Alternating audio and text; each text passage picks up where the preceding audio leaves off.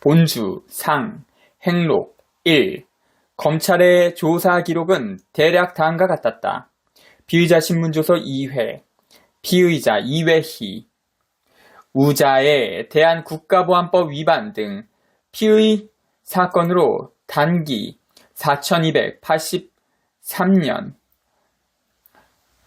5월 9일 광주지방검찰청에서 검사 김하중, 서기 기중구, 열석하에 검사는 전회 계속하여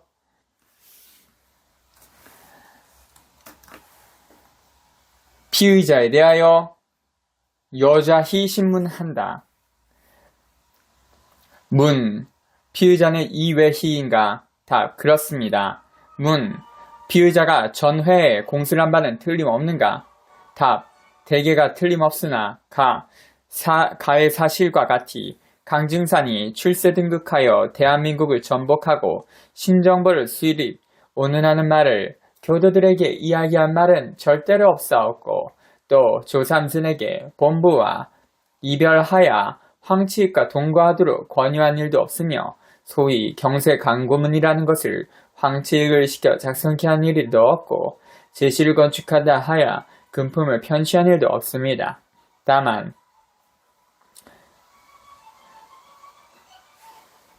우자 종서로 작성되어 있음.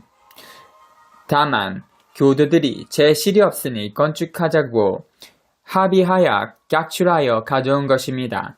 문, 피의자는 언제 부모와 사별한 것인가? 답, 부친은 60년 전에, 모친은 40년 전에 사망하였습니다.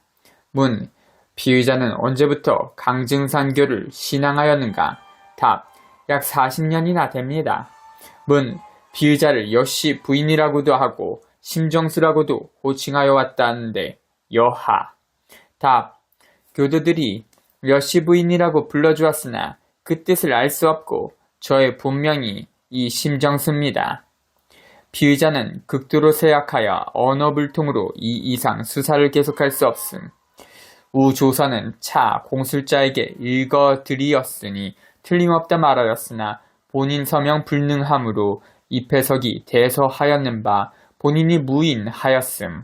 공술자 이회희, 기원 4283년 5월 9일 검사 김하중, 서기 기중구, 장성경찰서에서 작성한 경찰 의견서에 인정상간의 별명이 심정수로 되어 있고 광주지검의 신문조서에도 심정수라는 말이 있는데 이는 사실 인정상간의 모친 이씨 부인의 시신이 없어졌을 때 순사부장의 물음에 대답한 말이나 똑같은 말이다. 그때 순사부장이 인정상간에게 성씨를 묻자 물이라 했었고 어디서 왔느냐고 묻자 물에서 왔다고 대답했었다. 때문에 심정수라는 말이 심정수나 심정수로 풀이해야 할 것이다. 당시 연행되어 조사를 받던 문도들의 말에 의하면 인정상간은 검찰에서도 취조관들의 물음에 그 심정수라는 말 외에는 대답한 말이 없었다. 다만 혼자서 가끔 알아들을 수 없는 말을 중언부언한 적은 있었다고 한다. 헌데도 경찰이나 검찰의 조사에는 다 인정상간이 유창하게 대답한 것처럼 되어 있다. 광주지검 피의자 신문조서에는 피의자는 국도로 쇠약하여 언어불통으로 이 이상 수사를 계속할 수 없음이라는 말이 있는데 그나마 그 말이 가장 진실에 가까울 것이다. 아무튼 검찰의 조사에서 그의 혐의는 완전히 벗겨졌다. 즉 돈이 대신 말을 다 해준 것이다. 하지만 그가 종교인이 아니라는 사실은 밝혀지지 않았다. 이는 아마도 함께 연행된 문도들이나 석방운동을 하는 자들이 다 옛날에 종교를 했던 자들이었기 때문이었을 것이다. 본주님을 석방시킬 수 있는 길이 열리기는 했으나 본주님의 명으로 모아두었던 돈은 이미 다 바닥이 다 버렸다. 하여 김수성과 정건양이 마지막으로 본주님이 기르던 소 한 마리를 팔아가지고 가서 본주님을 뵈니 본주님이 오늘은 집에 간다고 하였다. 한데 과연 그 돈을 쓰고 나자 그날 즉시 풀려나게 됐다. 연행된 지 49일째 되는 날이었다. 그날이 바로 경인년 음력 4월 8일이었고 양력으로는 5월 23일이었다. 원장 주장, 황치익 등은 그때까지도 석방될 기미가 보이지 않았다. 하여 김수성, 정건양은 남은 돈으로 그들의 사식을 넣어주고 본주님을 모시고 먼저 정읍, 송영문, 문도 집으로 갔다. 송영문의 집에서 하룻밤을 유숙한 본주님 일행이 이튿날 정읍 북면 사거리 고인상 문도의 집에 이르러 점심 식사를 마치고 나오는데 마침 김동규가 소식을 듣고 달려와 본주님을 배웠다. 김동규가 본주님께 풍고하였다. 용화동으로 가셔야죠. 그러자 본주님이 처연히 말하였다. 용화동은 곤종이, 건종이, 지기, 지운 다 안 받아갔나? 남산, 이밤산 밑으로 가야 안 하나? 그날 본주님 일행은 용화동에 이르렀다. 문도들은 본주님이 거처하시던 방을 청소하고 그동안 본주님은 잠시 법방으로 옮겨가 있었다. 이때 김동규가 본주님께 인사하기 위해 왔는데 그는 말끔한 양복 차림에 빨간 넥타이를 메고 있었다. 본주님이 저를 받고 말하였다. 끌러. 하여 김동규가 넥타이를 풀어내자 본주님이 다시 이르기를 허리에 매라 하였다. 김동규가 명에 따라 시행하니 본주님이 안 좋은가 하였다. 이때까지도 인정상간의 문화인들은 곤종이, 건종이 등의 방우가 슬라브족이나 서양 사람들을 상징하는 것인 줄을 명확히 알지 못하고 있었다. 또한 넥타이라는 것이 지위, 아비를 죽이고 그 일을 잊지 않으려는 데서 유래한 것인 줄도 알지 못했다. 때문에 이 땅이 저 무도한 방우족들에 의하여 나누어지고 이 땅의 기운과 운세가 그것들에 의하여 좌우되고 있음에도 그것들의 풍성을 기꺼이 쫓았던 것이다. 이튿날인 4월 10일 김원군 문도가 본주님이 출감했다는 소식을 듣고 찾아뵈오니 본주님이 이르기를 내응이 이기겠지. 이제 오영하고 외영하고 지겠지. 하였다. 여기서 잠시 독자들의 이해를 돕기 위해 필자가 감히 인정상간의 생존 제자들의 말을 참고하여 비견을 말해보기로 한다. 대저, 내응이란 장차 이 나라를 세계 1등국으로 이끌어갈 영도자를 가리키는 말이다. 그래서 인정상간은 을유년에 해방이 되었을 때 제자들이 중생을 위해 도를 펴줄 것을 간청하자 자신의 도는 장차 내응상감이 펼 것이라는 말을 하신 적이 있었다. 오영이란 키가 4척 이상이나 되는 큰 개, 종자들을 거느리는 우두머리를 말한다. 또한 국력이 가장 강한 서양 어느 나라의 지도자를 말한다. 그리고 외영은 이 나라 주변국들의 지도자를 말하는 것이다. 또한 이 또한 다 장차의 일을 말한 것이다. 당시에 어느 문도는 말하였다. 우리 본주님이 49일 동안 감옥살이를 하신 것은 피할 수 없는 천지의 운수였다. 때문에 장차 49년 동안은 정의가 빛을 보지 못할 것이다. 하지만 49년이 지나고 나면 이 나라를 가장 어질고 바르게 이끌어갈 내응상감의 시대가 오게 될 것이다. 즉 인정의 나라, 인정세계가 오게 되는 것이다. 이루어 미루어 본다면 이 나라의 장래가 가히 낙관적이라 할 수 있을 것이다. 이제 4년 후인 단기 4332년, 서기 1999년이면 그가 말한 49년이 되기 때문이다. 그러나 지금 이 나라 사람들의 정신은 그러한 시대를 맞이할 만한 준비가 되어 있지 않다. 거의가 부처, 야소 등의 객기에 빠져 있어 자신이 믿는 객기를 지 조상으로 여기고 지압이라 부르고 있기 때문이다. 뿐만 아니라 그런 무도한 자들이 대개 윗자리에 있어 국제화, 세계화라는 말로 본질을 호도하며 우리가 해야 할 일까지를 저 방어족들에게 다 내어주고 있기 때문이다. 이러고서야 어찌 가히 밝은 미래를 기약할 수가 있겠는가. 4월 어느 날 본주님이 이규환에게 명하여 고삼을 캐오라 해서는 그것을 깨끗이 씻어 푹 삶아오라고 하여 몇 모금 마셨다.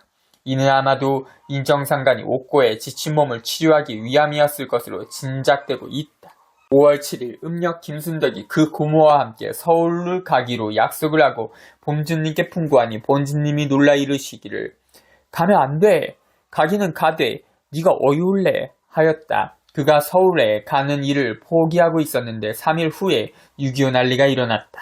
5월 10일 해질 무렵 더벅머리 총각 하나가 와서 본주님께 인사를 드리자 본주님이 그에게 금강산 누구누구, 지리산 누구누구 하며 각 명산과 처음 듣는 이의 이름을 이르고 잘 있느냐고 물었다.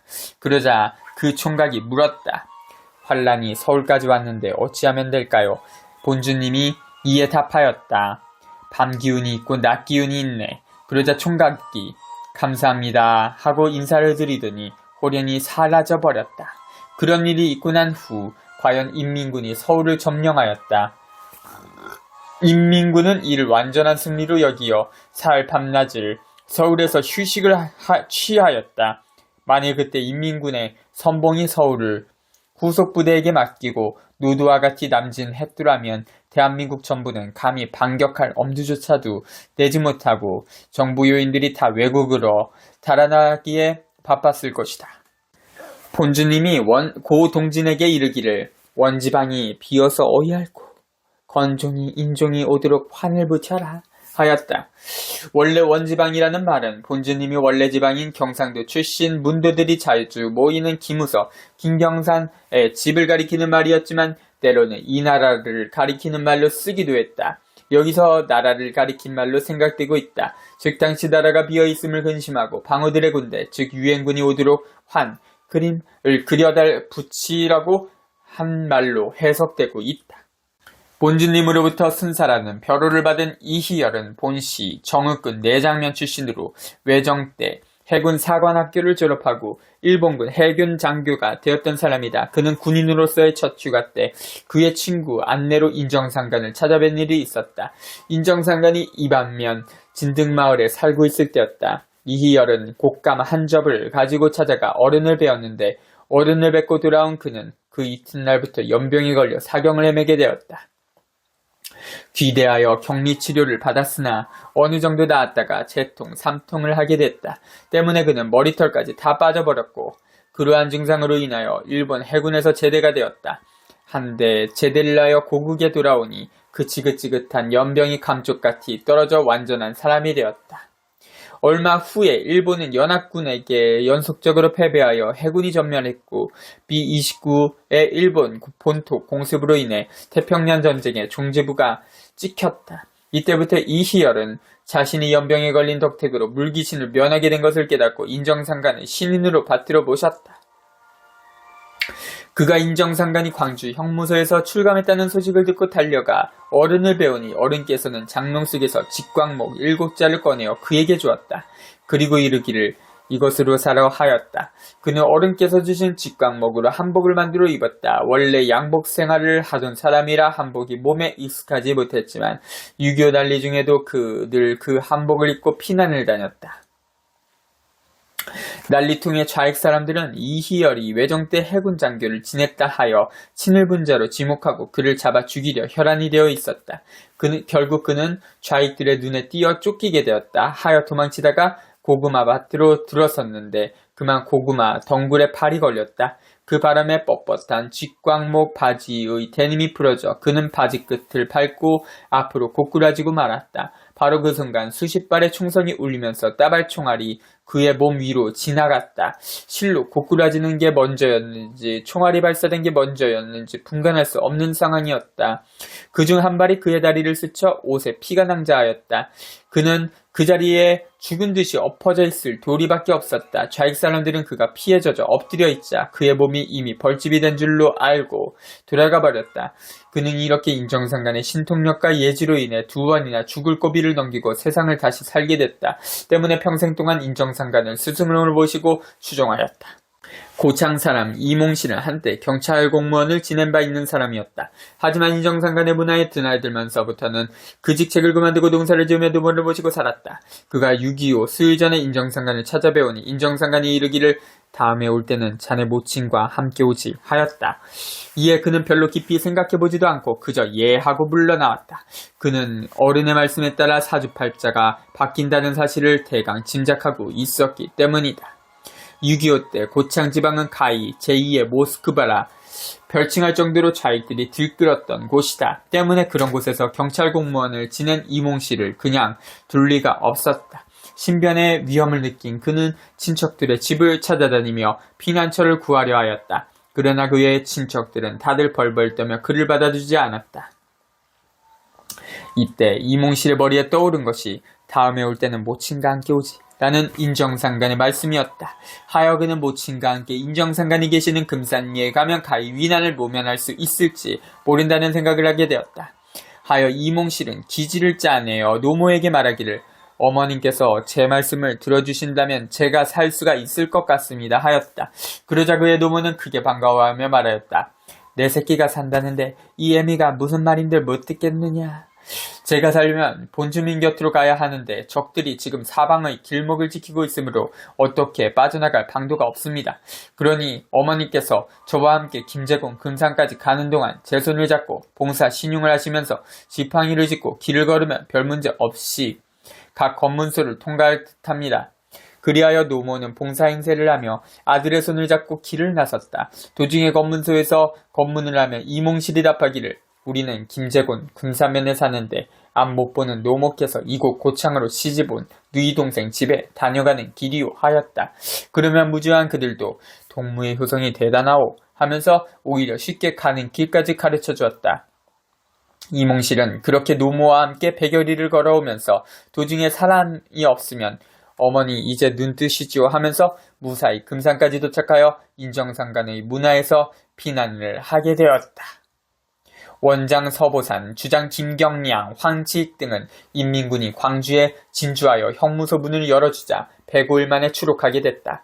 추록한 서보산 원장이 본주님을 뵙고 인사드리자 본주님이 그에게 술을 주며 물었다.